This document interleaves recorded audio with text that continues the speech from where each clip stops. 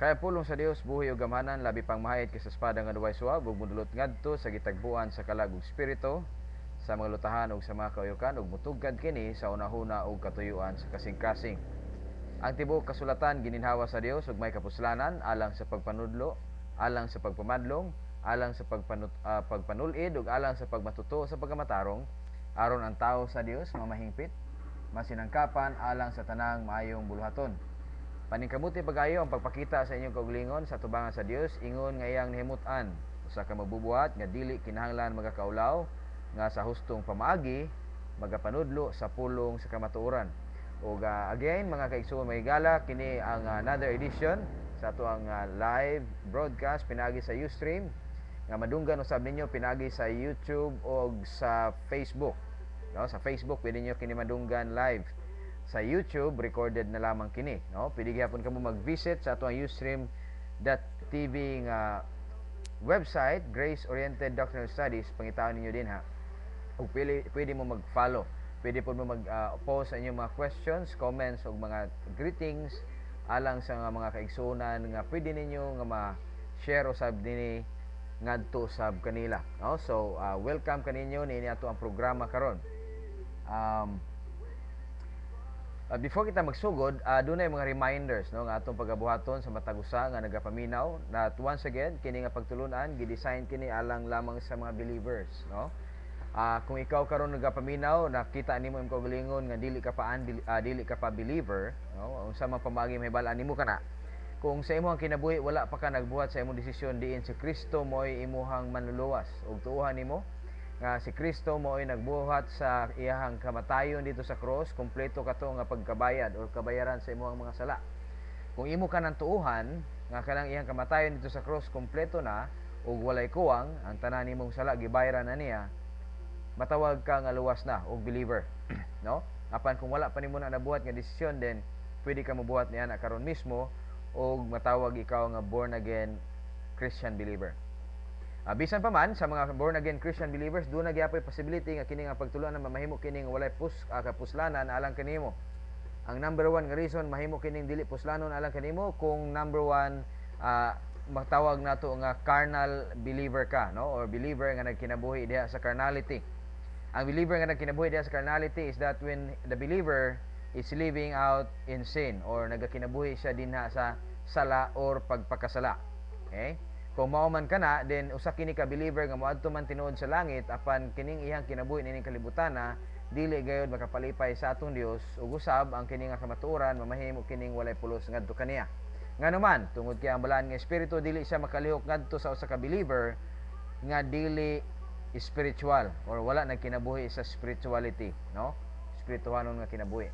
Bisan pa man para sa mga espirituhanon nga mga believers, no, og sa mga believer nga dunay pagtingwa sa pulong sa Dios apan dili sila spiritual, ang pamaagi lamang aron malimpyuhan ikaw niya nang imuhang carnality or mamahimo ikaw nga spiritual or nagkinabuhi sa spirituality nga believer is when you are clean before God. The only way to do that is that i-appropriate nimo sa ang imong kaugalingon ang grace provision sa atong Dios nga 1 John 1:9, if we confess our sins, He is faithful and just to forgive us our sins. And again, I would like to remind na kining 1 John 1:9 is not a salvation passage. Thereby, kini nga mga we is talking about believers, and if we confess our sins, He is faithful and just to forgive us our sins. God the Father is faithful, and His justice is to forgive that sin and to cleanse from all unrighteousness. And thereby, you are clean before God, right? And through that, you will know the mind of Jesus Christ. You have the desire sa pulong sa Dios, 1 Peter chapter 2 verse 2. Sama sa mga bagong nahimugso nga mga kabataan, itinguha or tingwaan ninyo ang sincero nga gata sa pulong aron nga diha mismo magtubo ka, no?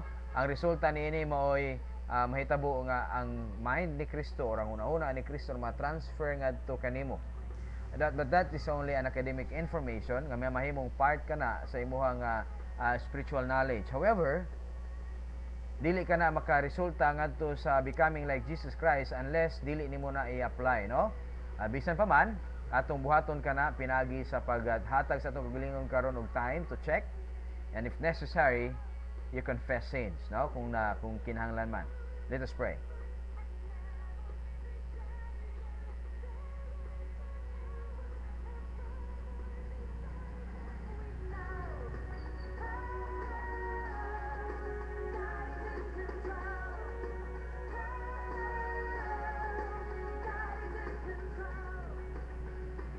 Ngayong amahan, salamat kayo sa imong kayo ug sa imong panalangin, and we really know, Father, nga ikaw gyud ang nay control ining tanan nga mga butang sa kalibutan. You are in control, Father, of the fact of our circumstances. However, Father, dili ka control o wala kay control sa amuang freedom of choice. Busa amahan tungod ni ana, pwede nimo ma-bless ang usa ka believer, pwede usab nimo amahan nga ma-discipline ang usa ka believer. And we know, Father, nga tibuok kalibutan is already under your gitawag namo amahan pressure. Ang kalibutan who are unbelievers, ang kalibutan who are against your plan, ang kalibutan amahan nga walay pakialam sa imong plano. We know, Father, that this pressure nga mo gina-experience karon ining kalibutan is because of your integrity at work. I pray, Father, nga karon kakabuntagon we will try to explain how is it working sa among mga kinabuhi. And we thank you, Father, sa kamaturan nga naa karon nga pwede na mo amahan nga fiestahan. And I pray sa mga kaigsunan nga paminaw karon ug maminaw niini recorded, no? Maminaw karon live ug nagapaminaw niini recorded. I pray, Father, nga matubag nila ilhang mga pangutana silang kagalingon nganong niya sila ining kalibutan. Father, hangtod karon nagapadayon kami sa pagtuon sa Operation Morning Star. We understand, Father, nga doon na kay plano sa mong kinabuhi, and you make it in as a plan nga pwede na mo masabtan o pwede na mo amahan ma-execute. And the only way, Father, nga mahitabo ka na is to know that plan. Muna amahan nga ginganlan na mo na siya og Operation Morning Star is because the desire, ang imong desire kanamo is that we will be at the best of what we can get out of you. Everything na madawat na mo amahan gikan kang Kristo na dawat na namo. And you want us to use ana ang mga butang among nadawat gikan kang Kristo so that we will become exactly like Him, and later on we will also be rewarded the highest rank or reward nga pwede na mo madawat amahan dinha sa imong sa bema seat ni Kristo. As the order of the morning star, gibalik na mo kanimo amahan ang pagpasalamat pagdayeg karon, gibalik na mo usab nimo amahan kini mga pagtuon karon, Christ name. Amen. Alright, so may gala kini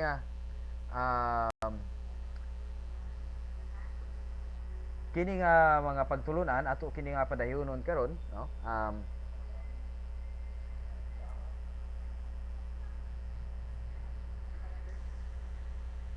Alright. Okay. 11 o'clock? 10:30 ana. Okay.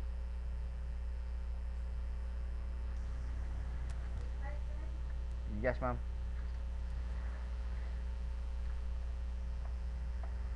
Alright, so okay.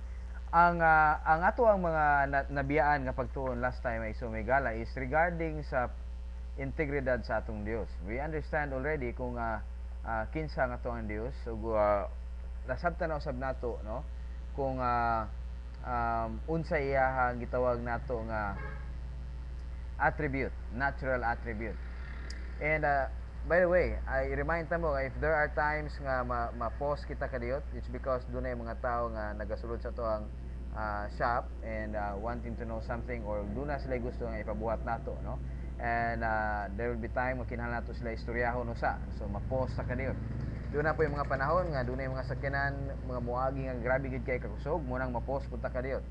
But I pray nga kasi tawag yan you will bear with us, no, until such time that mamahimo na yung final and the final time, no, nga doon na nagid tay gitawag nato nga area nga kanabang maka-record ta or maka-broadcast ta live or maka-record ta nga dili na siya maghatag nato og kanabang distraction or disruption ang saba, no, sa palibot.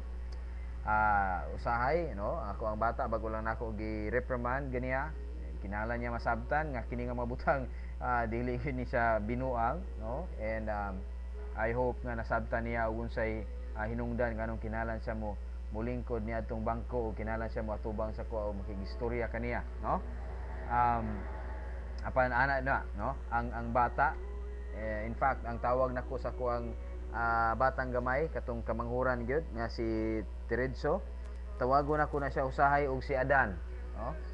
In fact, every time nga usa ka tawo, ilabi na ikaw, no, mismo ikaw kahibaw sa imong kuglingon, Kung na-realize nimo imong kaugalingon that you are acting in the energy of the flesh, call yourself Adam.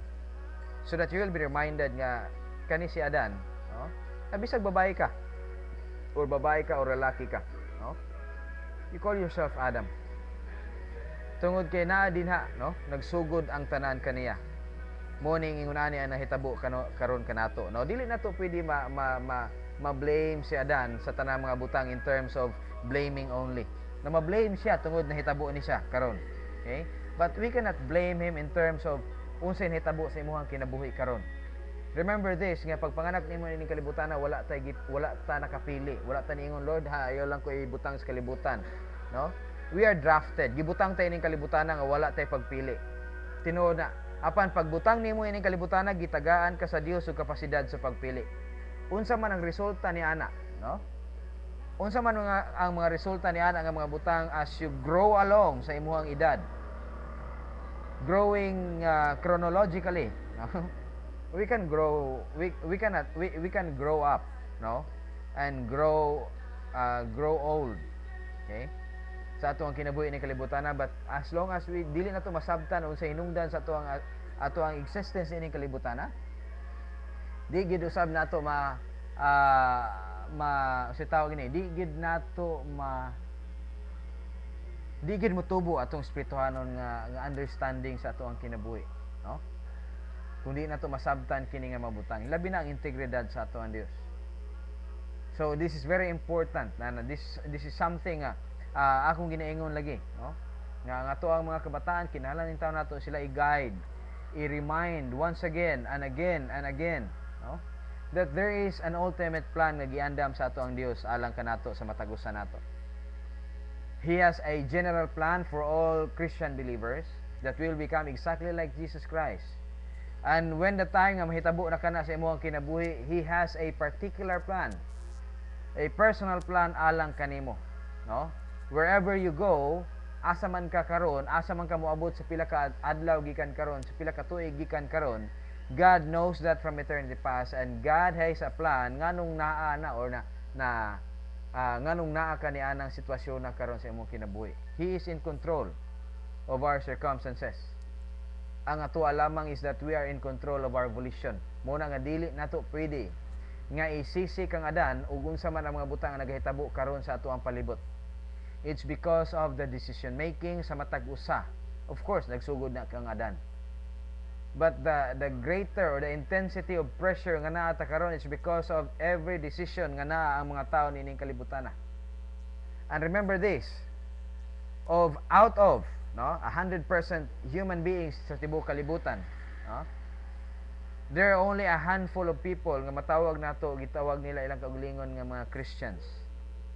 And of those handful, okay, nga mga tao nga nagtawag silang kaugalingon ng mga Kristohanon, 90% of them are not even believers.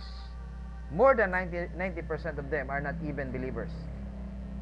Sa demographics nga ato nakita diri sa Philippines lang daan, no, I would like to consider the demographics nga naa dinhi sa kalibutan. There are 82% nga gitawag ilang kaugalingong Christian, no, Catholic. Sa mga Christian nga mga grupo nga nagtawag silang kaugalingong mga Christians, or sa tibuok gitawag ini sa tibuok nga population sa tibuok Pilipinas, there are groups nga nagtawag silang kaugalingon nga mga Christians who are Catholics, okay? And out of those 100%, 5% niya na are Muslims. Unspecified is 0.6, none is wala silang hisgot kung unsa sila. And 1.8 others. Now, ato ihapon ang mga 1.8 others, 0.6 unspecified, and none. So, i-count na to na siya 2.4, 2.5 plus 5, that's 7.5. So, ibutan na to 92%, 92.5% sa mga tao sa tibuok Pilipinas are the people who are calling themselves Christians. And then, out of 92.5%, there are 82.9% niya na who are Roman Catholics ug mga Aglipayan. No, kaning Aglipayan is sipak ni siya, no, sa Roman Catholic. diin ang ilang pari pwede magminyo. That is 2% of those people. Okay? Now, out of those 92.5%, dunay 2.8% niya na who are calling themselves evangelicals. 2.3% calls themselves Iglesia ni Cristo. Dunay 4.5% out of 92.5% gitawag og Christians. Ug muna siya ang gitawag nato nga Christian demographic dinhi sa Pilipinas. And the world calls Philippines as a Christian nation. Now, pungutan nato itong kagalingon. Nianang 82.9% kinsa gid ka ang tinuod nga Christian niana sa mga Catholic. Born again believers.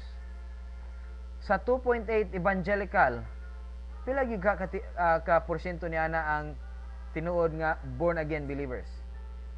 O sa mga iglesia ni Cristo nga nag-comprise og 2.3%, kinsa ka niana ang tinuod nga mga born again believers. Sa mga tao nga nagtawag silang kaugalingon nga Christian, kay gilahi diri no sa atong demographics. And I was amazed nganong nabuwag ning 4.5% nga gitawag og Christians. But anyway, out of this, I would say that this 4.5% true born again believers. Pero kung ingon na kadaghan ang tinuod nga mga born again believers, tungod kay ang mga iglesia ni Cristo dili kini sila mga born again, tungod kay ang gospel nga ilang ginapresentar is not even a gospel of salvation. Ang mga evangelicals, I would say that maybe some portion niini nga mga evangelicals are saved. But again, the gospel nga ginapresentar sa mga evangelical movement or gitawag nato nga evangelical churches diri sa tibuok Pilipinas are not saving anybody, or the gospel nga ilang gipresenta is not saving anybody. Labi na ang gospel nga ginapresentar sa Catholics are not saving anybody. That's why kung ato i-consider atong kaugalingon sa Pilipinas, there are only at least 5%. The most, dili at least, the most is 5% truly born again believers. Now I would like to ask a question. Kung ang Pilipinas ba karon suffering? The answer is yes. Are we suffering diri sa Pilipinas? The answer is yes. The question is, why are we suffering? Ngano nagasuffer ang mga Kristohanon sa tibuok Pilipinas? Ngano nagasuffer ang tibuok Pilipinas? Ngano nagasuffer ang mga Kristohanon sa tibuok Pilipinas? Or maybe the whole world. Yes, the whole world. Pero ato i-consider itong kagalingon diri sa Pilipinas. Ngano nagasuffer man ang tibuok Pilipinas? O ngano mga Kristohanon nagasuffer man usab kauban ini? Now, there are three ways nga ang usa ka Kristohanon mag-suffer. Dunay suffering nga gitawag nato kalisod or kalisdanan sa kinabuhi nga gitawag nato suffering tungod kay gusto ka nga i-bless sa atong Dios in time to come. Now, gitawag na siya sa English nga term as suffering for blessing, no? Dunay sufferings, mo man siya ato ang ginahisgutan diri, dunay suffering, no? Pasensya na lang gamay sa atong sinuwatan, di pa ko anad magsuwat og pinatakilid, no? Mo ni sa mga category sa sufferings. Dunay suffering for blessing.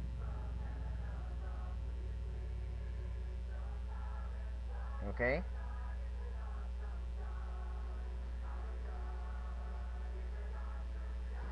Is that okay already? Okay.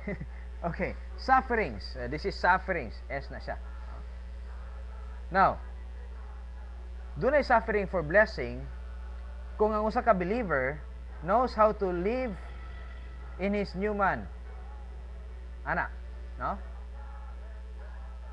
Nga unsa man ang mga butang nga naghitabo nining kalibutan gidesign ka na siya sa Dios nga mga circumstances aron nga usa ka believer mutubo siya and later on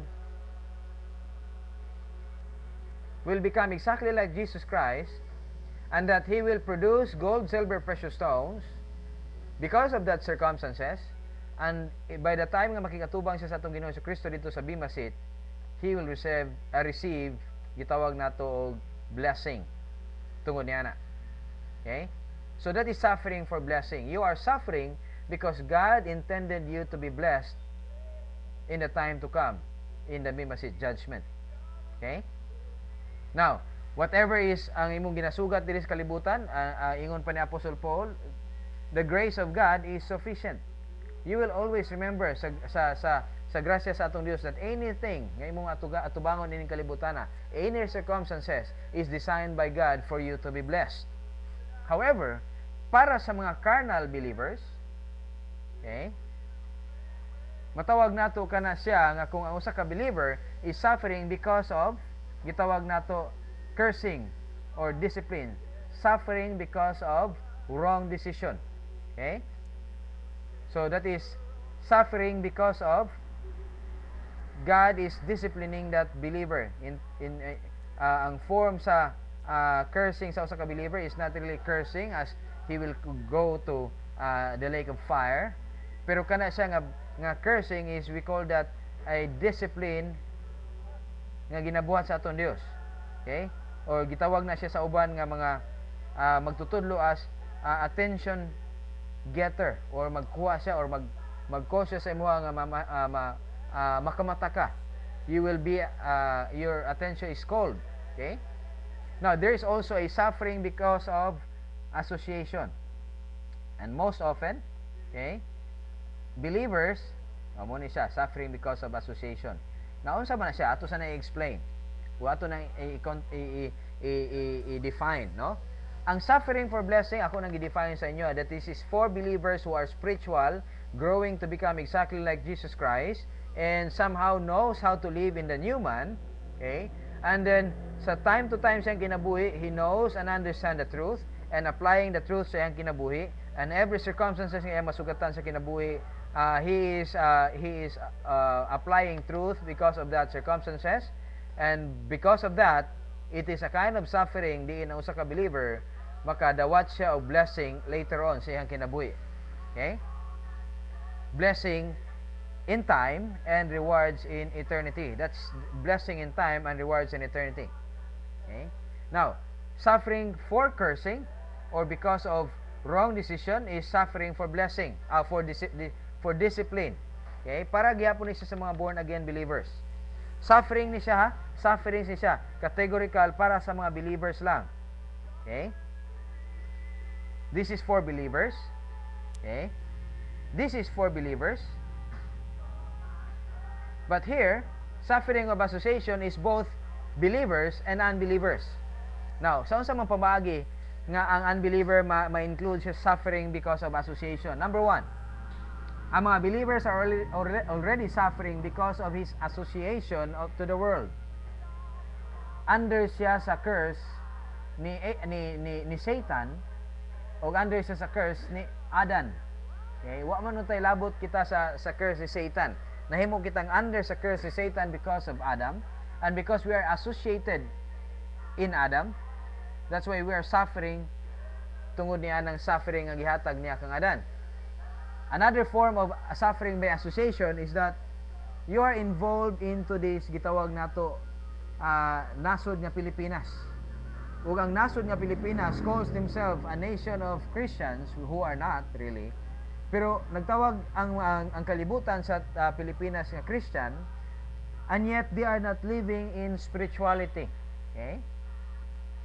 Tungod niya na God is cursing the Philippines. Okay?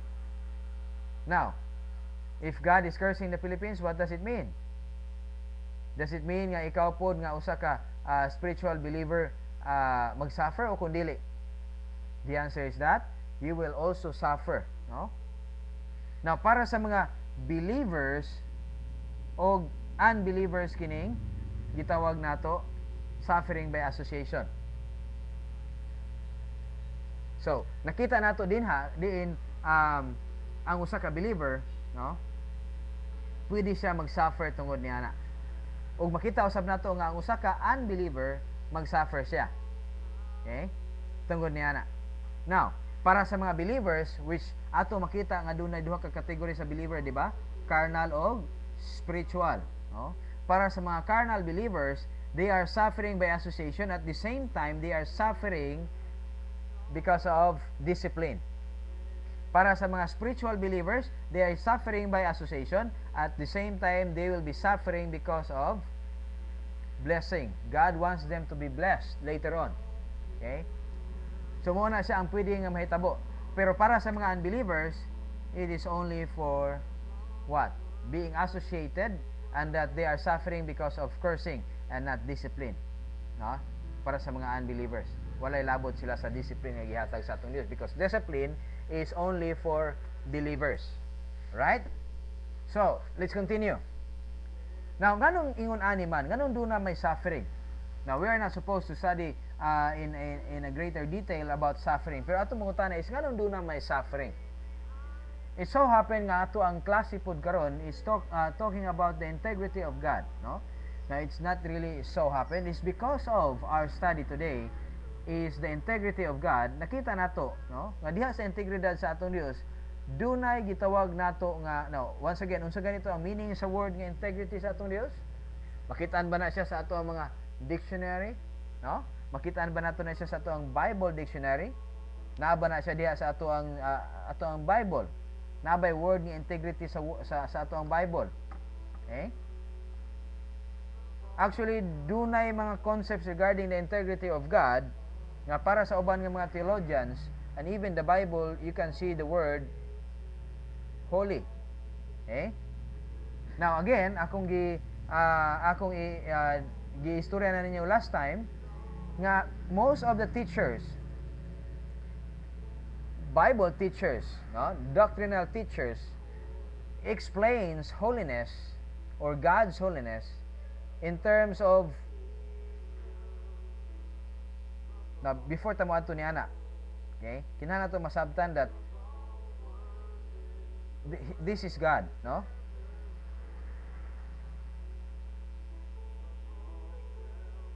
Mo ni siya ato ang Dios. All of these comprise godliness, no? God, all the three persons of the God before siya nag-create or before ang creation is sovereign. Eternal life, okay? Love, justice, righteousness, omnipotent, omniscient, omnipresent, immutable, and truth, veracity. Muna siya ang nagka-comprise sa atong itawag nga natural characteristics sa atong Dios. And most often, ang mga tao nga nagaisgot or nagatudlo regarding sa holiness of God are focused only with justice and righteousness. Okay? Justice, mura ni ilahang explanation regarding sa gitawag nato nga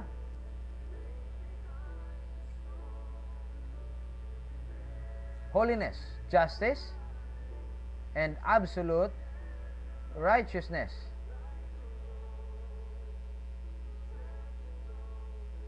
Upon they fail to consider love. Okay? All they can speak about God's holiness is justice, righteousness, but fails to consider love. However, when we talk about the holiness of God, or we call it again, the integrity of God, dili na to kinahanglan malimtan, no? Di na to kinahanglan malimtan ang gugma sa atong Dios. Og tan-aw nato na siya in terms of principle, no? Now, last week nahisgutan na nato ning principle. Again karon ato na pong hisgutan usab. Nang ano ingon ana man ka magtudlo pastor? Anong kinahanglan mo ginato na siya balik-balikon? We know that there are people nga duna gid siya gitawag nato nga kanabang capacity nga one time makuha dahil niya ang concept. But for most and many believers, and I would consider even I, no? Bisan ako gani mismo, dili nako makuha ang concept in one time. Muna nga gibalik-balik kini siya aron nga basin di ay nga kamo din nga nagapaminaw karon wala pa ninyo nakuha one time, no? Mo ni siya ang gitawag nato nga integridad sa atong Dios, mga principles. Okay? Ako na nang minugbo, isulaton lang giday nako, no? Principles. Mo kini ang mga principles, pero ako lang siyang in forms of diagram, no? Or gitawag nato og buraba og symbolic nga pamaagi sa pagpresentar sa principles. Nga ang number one nga principle, ang absolute righteousness sa atong Dios, naga-demand siya or nagapangita siya og absolute righteousness. gikan sa iyang mga rational nga mga binuhat. Kinsa ganito iyang mga rational nga mga binuhat? Number 1, angels. Number 2, Jews. Number 2, Gentiles. Number 3, Jews. And number 4, Christians. There are 4 kind of or categories of rational creation. Angels, Gentiles, Jews, and Christians. Ngano ganing rational sila? Because they are able to think and to reason and also able to make decision. Okay? Muna siya ang mga rational nga mga binuhat. Unsa iyang requirement nga gikinahanglan niya nga kung unsa iyang absolute righteousness, kinahanglan usab niya makakita og the same absolute righteousness sa iyang mga rational creation. RC, dili Roman Catholics, ha? But the rational creations sa aton Dios. And the justice of God, okay, must execute justice. Dili niya pwede pugnan ang iyang hustisya. Number 3, kung unsa man ang makitaan sa iyang absolute righteousness, unsa ganitong duha? Absolute righteousness usab, or gitawag na to unrighteousness, which is negative R, or relative righteousness, which is human good at best, pero dili siya maka-equal sa absolute righteousness sa aton Dios. Okay? When he sees absolute righteousness, unsa may makitaan sa iyang absolute righteousness? Acceptable.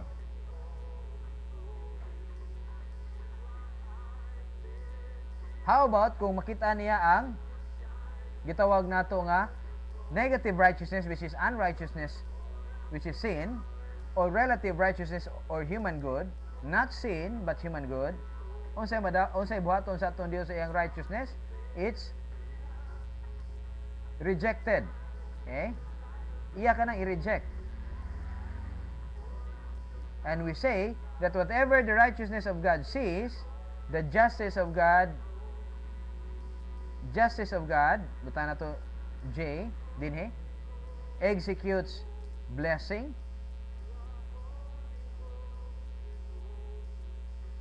kitaan pa bakanan ninyo, no? Bless that absolute righteousness, or kung makitaan sa ato ang absolute righteousness sa atong Dios, ang unrighteousness or relative righteousness which is rejected, unsay buhaton sa justice sa atong Dios? Yes, especially he will curse that. However, kung tanaw na to, number 4 principle, and God is holy indeed. Okay, sa ato ang background, no? Tinatawag nila holy, holy, holy ato ang Dios. You see? But God's holiness, are you understanding? Muna siya ang God's holiness. Muna siya ang principle. That whatever, no, this is number 4. I don't know how to write number 4 sa pabaliktad nga point. Yes, that's number 4. Okay? Ang number 4 is that whatever iyang gibuhat sa iyang justice, blessing, or cursing, ang iyang motivation. Ang motivation, okay, is only agape love. Okay? Muna ang motivation. Only agape love. And the 5th principle is that, and this is something ang ginatanaw sa mga angels, that everything in His God has provided is under the principle of grace. We don't really expect anything from God since we are fallen already. Okay? But God provided everything aron nga ang usa ka tawo, okay, can be of or part niya ng plano sa atong Dios iyang kinabuhi. Okay? Pwede siya mamahimong part sa plano sa atong Dios dinha sa iyang kinabuhi. And when God rejects unrighteousness or relative righteousness, unrighteousness meaning that believer has no absolute righteousness sa atong Dios, iya ka nang ilabay ngadto sa lake of fire, and God still love that person, and God can still be praised. No? He is still praised because of his integrity. Okay? He is holy and just. You see the background again, no? I don't know. I mean, wala na ko ni gi-prepare nga mga kanta daan. It's just again, gibutang lamang nako na dinha, and it is playing in terms of random playing as a pamaagi aron nga doon na kitay background alon dili kay mahimong saba ang mga sakyanan nga nangagi. Okay? God can still be praised because of that. No? So kuhay sa istorya sa kadaghanan nga dili na pwede ma-praise ang atong Dios tungod sa iyahang nagkabanggaay nga mga gitawag nato nga essence or characteristic. If he is love, then why is it some people will go to heaven? Will go to heaven and some people will go to hell? If he is fair, how could that be? No? And we can say that it's because of his integrity. No? Tungod niya ng integrity sa atong Dios. Now, since ang atong study karon is regarding the integrity of God at work, no? O gitawag na to applied, ato kanang tan-awon nga mga butang in terms of another graphical presentation. Kung yun ani, no? Ato kana siyang ibutang into a graphical presentation. Nga now this is not just for the purpose of drawing ato ang lesson karon, no? It's for the purpose nga masabtan gid ninyo ang ato ang klase. Okay? Masabtan nato ang ato ang ginatun-an dinhi. And again, this is a Bible study, and kung naga-Bible study tayo nya di man lang gyapon nato masabtan ang atong ginatun-an, then our study is useless. So mo ni siya ang ato ang graphical presentation ni ana. The absolute righteousness of our God demands absolute righteousness from all rational creations. The justice of God executes justice, either blessing or cursing. Okay? Now, ato na siyang i-apply in terms of blessing, no? I'm sorry. Ato ka na siyang i-apply in terms sa angelic conflict. Now, daghang mga tao nga dili mo to sa angelic conflict. And I was once before heard the word angelic conflict kaniadto apan wa kay nako ni siya nasabtan, ug mo ni siya nga tungod nining integrity of God, I have now understood fully unsa gid ning angelic conflict. Now, ato na siyang i-apply karon sa human beings. So, hulat lang sa ha. Okay, hulat lang sa. By the time the angels were created from God, they have the absolute righteousness. Okay? From the time nga gibuhat sila sa ato ang Dios, they already have the absolute righteousness of our God. Okay? And Satan is one of those. Now, Satan before is Lucifer. Satan is the Greek word for arch enemy. No? Satanas is a Greek word for arch enemy, or an enemy of God, no? Or the greatest enemy of all.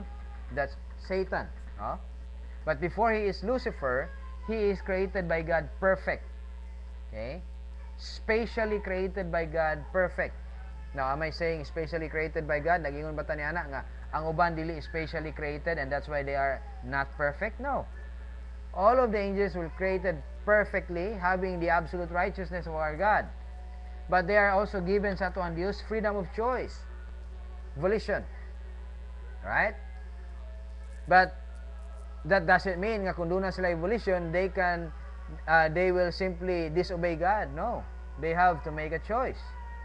Okay? In their absolute righteous status, dili sila sa tawag ni pwede sila mag-violate sa atong Diyos, but they are also free not to violate God. Then one time sa ilang kinabuhi not really one time, no? Gitawag na to na how many billions of years that angels stayed in that absolute righteous condition, we don't know. But when God created the angels, He also created the universe. Okay? Ato na siyang i-appeal ni ana. But when He created the universe, angels said, "Oh, what an awesome God." God is praised. Kung sa ganito hinungdan, ganong nag-create ang atong Diyos, is for the purpose of glorifying Himself. Okay?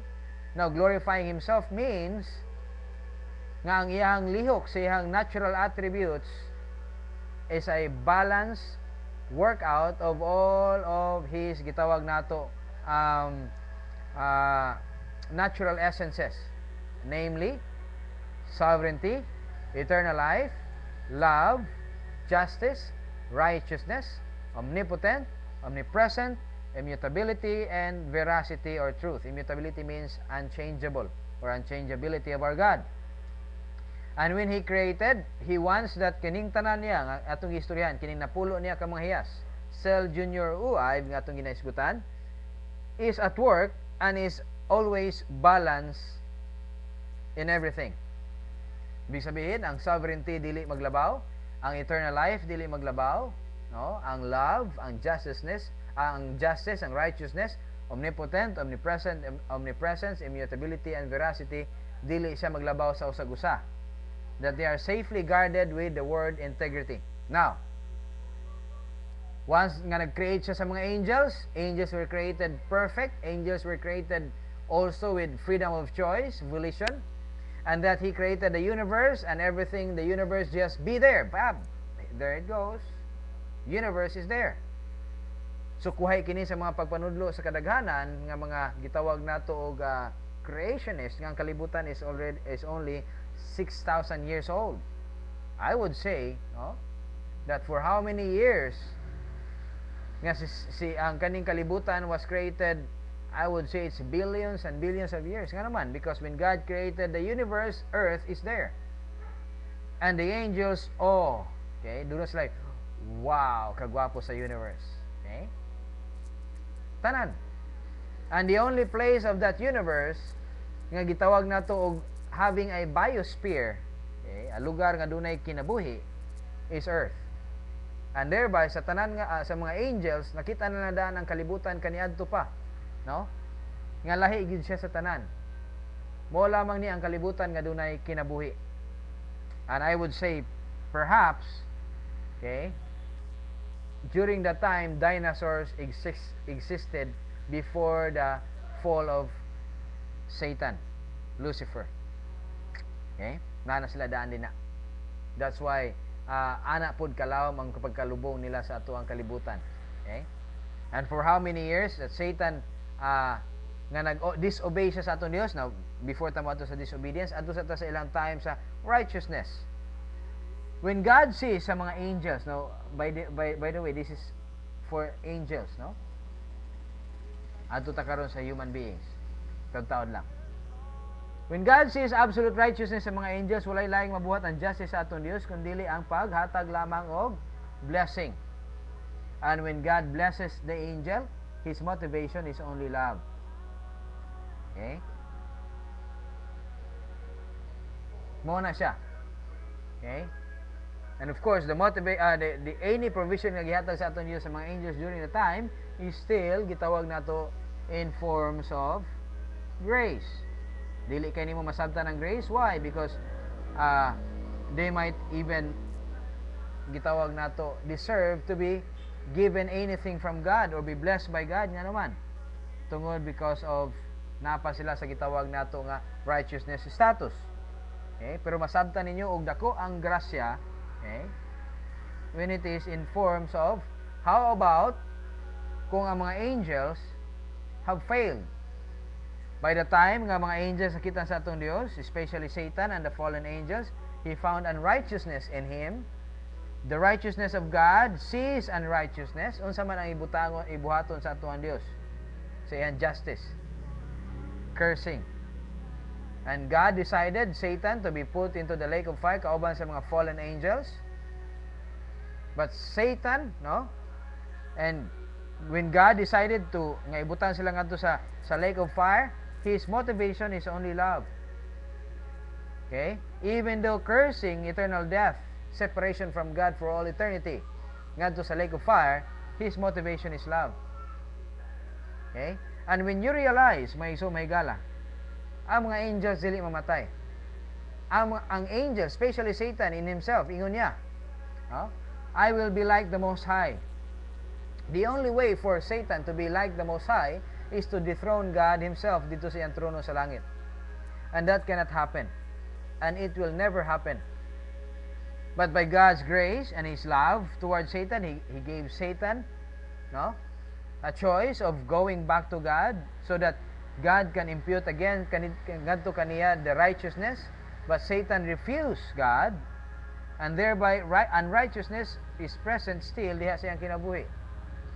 And God curses him for the eternal lake of fire. And God loves Satan so much that He gave Satan volitional choice, And Satan said no, rejected the righteousness of God, the provision of God by His grace. Okay? Nga pwede sila ma-reconcile sa atong Diyos, but no, ayun niya sa atong Diyos, no Lord, no way. And God said, okay, I love you so much, I will send you to the lake of fire. Okay? Dito ta kaibutan sa lake of fire because you don't want me, then you will be eternally separated from me. Okay? But Satan appealed to that case. The purpose of Satan nganong giapilan niya nga kaso so that God, okay, ma-break niya ang integrity sa atong Dios. Nga ang justice sa atong Dios had failed. Mura na gusto sa atong Dios nga mahitabo. Sa ni Satan nga mahitabo. Nga nga to ang Dios ma-disprove ni Satan. Nga ang justice sa atong Dios is not fair. Okay? Unsa man ang dili pagka-fair ni ana? Maybe Satan would have said, "Say, Lord," I don't know kung sa iyang tawag sa atuang Dios. Okay? But here's how it works for Satan as being a wise creation of God. Wise but not omniscient. Okay? Here it is. Ingon niya, Lord, it is unfair. When we talk about unfair, Lord, you are unfair. No? Kung mayon ganito og unfair ang atuang Dios, we are making a question about His justice. And we are making a question about His justice. We are also talking about His integrity. Nga naman, because when you talk about justice, He is talking about righteousness and His love. That's integrity. Now, when Satan says, Lord, it is unfair, nga ibutang ko nimo sa lake of fire, he's making a question about His justice. Unfair, right?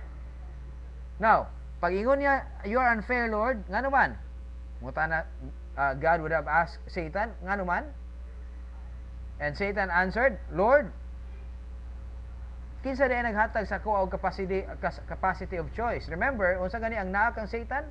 The capacity of choice, volition. Okay, that's volition with a positive, no, di niyo makita ng positive diya. Okay. Positive and negative volition or pole sa volition. And Satan question mark the justice of God. Kinsa din naghatag sa mo, Lord, og freedom of choice? And God said, me. Okay. Now, ingon ni Satan siya, ikaw naghatag sa mo, Lord, og capacity of choice, either reject you or accept you. Reject or accept. Now, karon Lord, kung imo daiming kung mo reject daimi sa imuha, mo ni among pilion, negative volition, imo daimi ilabay sa lake of fire, unfair man na, Lord. Unta wala minimo gitagaan og freedom of choice aron nga di na lang mi mag-reject sa imo. He's talking about the fairness of God, the justice of God. Now in 2 minutes time, God have said, Satan, tungod niya na ipending nako ang paglabay nimo ngadto sa lake of fire. Ug tungod niya na, Satan, I will make man. The same concept about His integrity, God will create man. We are created lower than the angel, Hebrews chapter 2, but having the same capacity of choice, positive or negative choice.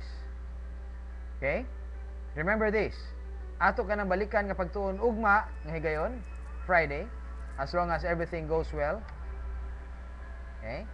We will talk about that ugma nga adlaw. If you have questions, you can email me, rolandbaro@bhgm.org, or text 0920-885-4436 or 0927-778-6578. Wala tayong igong oras may gala. Daghan kayong salamat ug ang Dios hinaot pa nga libre siya sa pagpanalangin sa inyong mga kinabuhi.